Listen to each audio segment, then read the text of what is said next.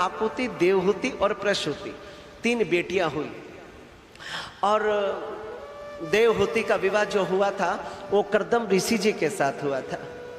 अब कर्दम ऋषि जी विवाह तो नहीं करना चाहते थे।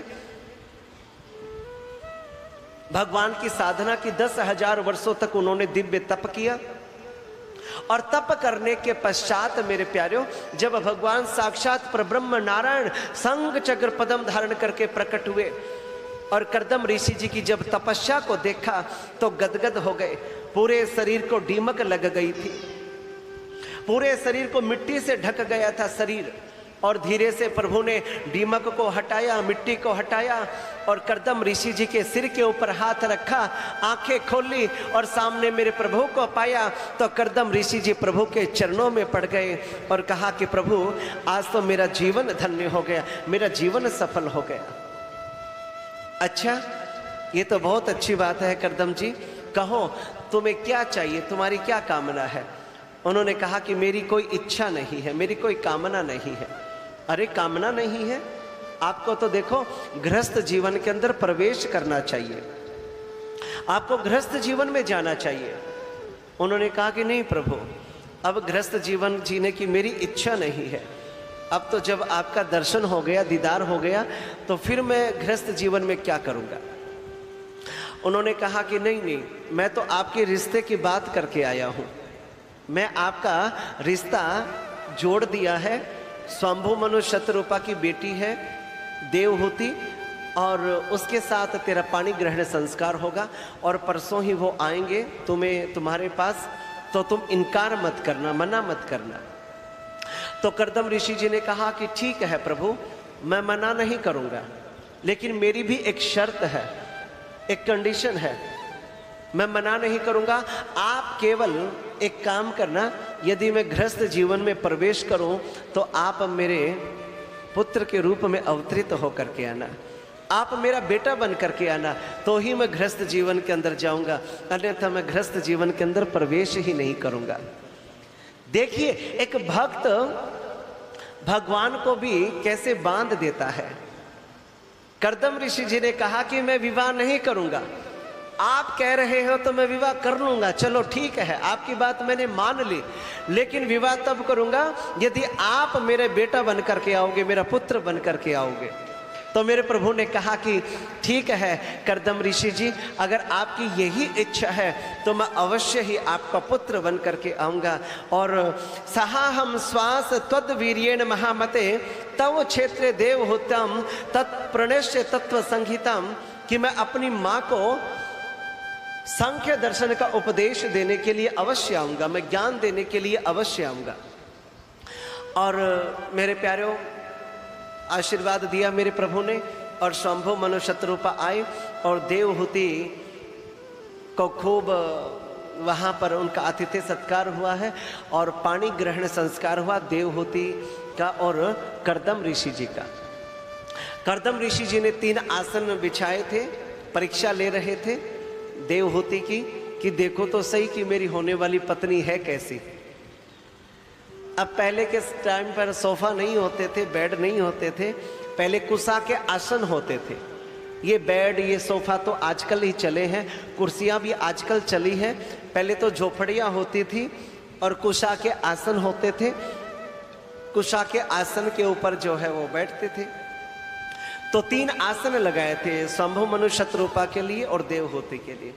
देवहूति ने देखा कि मैं तो इनकी सेवा करने के लिए आई हूँ, मैं इनसे सेवा करवाने के लिए नहीं आई हूँ, लेकिन इन्होंने इतने प्रेम से मेरे को आसन दिया है बैठने के लिए, तो मुझे इनका तिरस्कार भी नहीं करना है, अपमान भी नहीं करना है। तो देवहूति ने अपना दायां हाथ उसके ऊपर रखा है और स्वयं धरती के ऊपर बैठ गई है। और उन्होंने देखा कि हाँ, मेरी होने वाली पत्नी जो है वो बहुत ही सुशील है, सर्वगुण संपन्न है और खूब भगवान का भजन होगा, भगवान का सत्संग होगा। उन दोनों का पाणी ग्रहण संस्कार हुआ और पाणी ग्रहण संस्कार होने के पश्चात 12 वर्षों तक देवहूति ने और कर्दम ऋषि जी ने तपस्या की। और तपस्या करने के पश्चात देवहूति ने कहा कि प्रभु हमें गृहस्थ जीवन में प्रवेश करना चाहिए। क्योंकि भगवान ने कहा था कि मैं आपके घर में पुत्र रूप में अवतरित होऊंगा। तो एक विमान रचा है और उस विमान के अंदर उन दोनों का समागम हुआ और घर के अंदर 9 बेटियां पैदा हुई है। अब घर में बेटियां आती है मेरे प्यारों, बेटे और बेटी में कोई भी अंतर नहीं होता है, ये बात आप हमेशा याद रखना। कोई अंतर होता है क्या बेटे और बेटियों में? आज के समय में बेटे और बेटियों में कोई भी अंतर नहीं होता है। घर में अगर बेटी हो जाए ना तो आपको तो खुशी मनानी चाहिए कि घर में लक्ष्मी जी आ गई है। अब जब लक्ष्मी आ गई है तो विष्णु भी आ ही जाएगा, ठीक है ना। तो घर में अगर बेटी हो तो कभी भी जो है ना शोक नहीं मनाना चाहिए। कई माताएं तो ऐसा शोक मनाती हैं, ऐसा मुंह बना करके रखती हैं जैसे चिरायते का काढ़ा पी लिया हो घर में बेटी को देख करके। ऐसा ही होता है ना। और मैं कहा करता हूं कि बेटे और बेटी में कोई भी फर्क नहीं है। आप जरा मेरे को बताओ, बेटा तुम्हें कौन से सिंहासन के ऊपर बिठाने वाला है? सिंहासन के ऊपर बिठाएगा क्या है? कम से कम बेटियां तुम्हारे विषय में पूछ तो लेती है। ससुराल में जब चली जाती हैं तो बेटी को बड़ी चिंता रहती है अपनी माँ की, अपने पिता की। कई बार फोन करेंगे कि माँ भोजन किया कि नहीं किया, पिताजी आपने भोजन किया तो नहीं किया, स्वास्थ्य ठीक है ना, भैया का फोन आया कि नहीं आया, क्योंकि भैया बैठे हैं अमेरिका और माता पिता बैठे हैं भारत के अंदर। अब बेटियां बेचारी अपने माता पिता की सेवा करती है। ऐसा ही तो होता है। और तुरंत माँ यदि बीमार हो जाती है, पिता को कुछ हो जाता है, तो बेटी तुरंत ही दौड़ करके आती है और अपनी माँ को भोजन कराती है, पिता को भोजन कराती है मेरे प्यारे। इसलिए बेटे और बेटी के अंदर कोई भी अंतर नहीं होता है, ये बात आप हमेशा याद रखना। इसलिए कोख के अंदर बेटी को मारना ये बहुत बड़ा अपराध है। बेटी को कभी भी मारना नहीं चाहिए। ये तुम्हारे पति का अंश है, ये तुम्हारा अंश है और उसको भी जीने का अधिकार होता है। कई माताएं पेट के अंदर अपनी बच्चियों की हत्या करवा देती है, कत्ल करवा देती है। तो ऐसा नहीं करना। एक सर्पणी ही होती है मेरी प्यारी माताओं जो अपने बच्चों को खा जाती है। तुम्हें सर्पणी नहीं बनना है, तुम्हें शर्पणी नहीं बनना है। समझ गई ना मेरी बात को। यदि तुम्हारी सास कहे कि इस कोख को गिरा दो तो तुम्हें उसका विरोध करना चाहिए। ऐसा भूल करके भी मत करना। कोख के अंदर जो बेटियों की हत्या कर देता है। अब तुम रोज माँ की पूजा करती हो ना, नवरात्रों में कंचका जिमाती हो और उसी कंचका को कि तुम हत्या करवाती हो पेट के अंदर ही। अब किस मुंह से तुम माँ दुर्गा के सामने जाकर के खड़ी होती हो? जरा बताओ तो सही मेरे को एक बार। एक छोटी कन्या को तुम उधर पूजती हो दुर्गा के रूप में, चामुंडा के रूप में, माँ भद्रकाली के रूप में, और उसी सी नन्ही सी कली को तुम पेट के अंदर मरवा देती हो। ये बहुत बड़ा जघन्य अपराध है। कन्या भ्रूण हत्या कभी भी नहीं करना मेरे प्यारों। बेटी को आने दो और बेटी को तो जीने का अधिकार है। और बेटियां आजकल कम थोड़ी हैं, बेटों से कंधा मिला करके चलती है। तुम बेटे को पढ़ाते हो लेकिन पढ़ जाती हैं बेटियां, और शिखरों के ऊपर बेटे को चढ़ाती हो और चढ़ जाती हैं बेटियां मेरे प्यारों। कोई भी कम नहीं है। आजकल बेटियां नंबर 1 आगे रहती है। किसी भी क्षेत्र में आप चले जाओ, चाहे वो पढ़ाई का क्षेत्र हो, चाहे वो राजनीतिक का क्षेत्र हो, चाहे वो आध्यात्मिक जगत हो, खेल का जगत हो, किसी भी क्षेत्र में आप चले जाओ, बेटियां तो हमेशा आगे ही रहती हैं। नंबर 1 पर ही बेटियां रहती हैं। ऐसा ही तो होता है।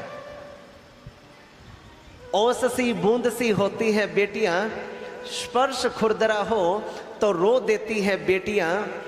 बेटा तो करेगा रोशन एक ही कुल को, और 2-2 कुलों की लाज को निभाती है बेटियां। कोई नहीं है प्यारे एक दूसरे से कम।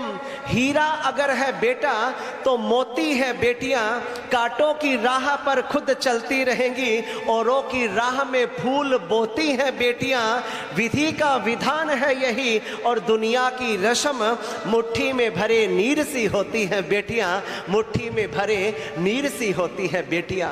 मेरे प्यारों, बेटियां किसी से कम नहीं है। आजकल तो बेटियां कंधे से कंधा मिला करके चलती हैं।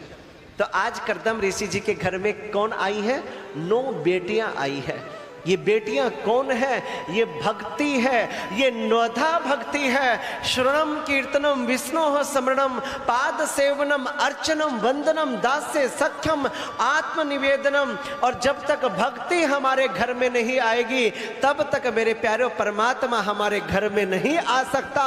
इसलिए आज नवधा भक्ति देवहूति के गर्भ से प्रकट होकर के आई है और फिर पुनः उन्होंने तप किया है और तपस्या करने के बाद फिर उन दोनों का समागम हुआ तो घर में साक्षात परब्रह्म परमात्मा कपिल के रूप में प्रकट हुए हैं। बोलिए कपिल भगवान की जय हो। कपिल भगवान